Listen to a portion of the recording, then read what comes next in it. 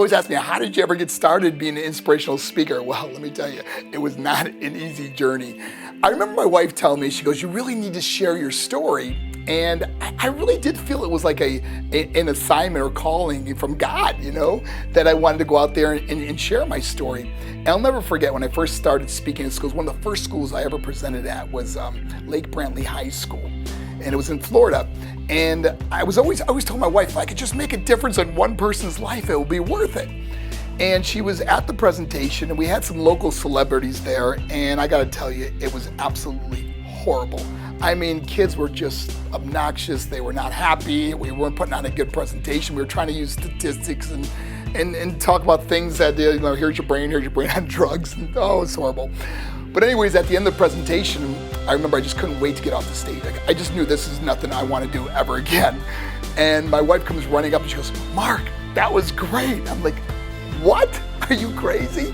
But then I realized that's the person I inspired, my own wife. And from that point on, we sat down and we talked about how we can make this better. And she said, well, why don't you show pictures? And we went and looked through old photo albums and videos of when I was younger, and we started putting together this whole presentation of my life story. And the next school we did, and after that, it was getting better and better, and kids were starting to get engaged, and all of a sudden the letters started coming in, and people's lives were starting to be changed. And then we had a video that went viral. And with that video going viral, the world now seeing my story. And it opened up so many schools and churches and corporations around the world.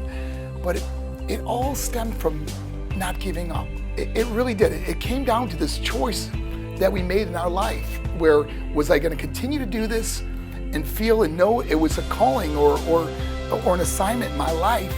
Or was this something I was just going to say, you know what, I ain't doing this, I don't want to feel this again.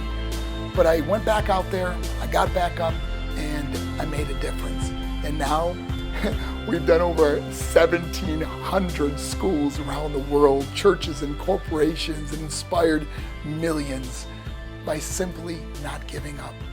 Don't give up on your dreams and your goals.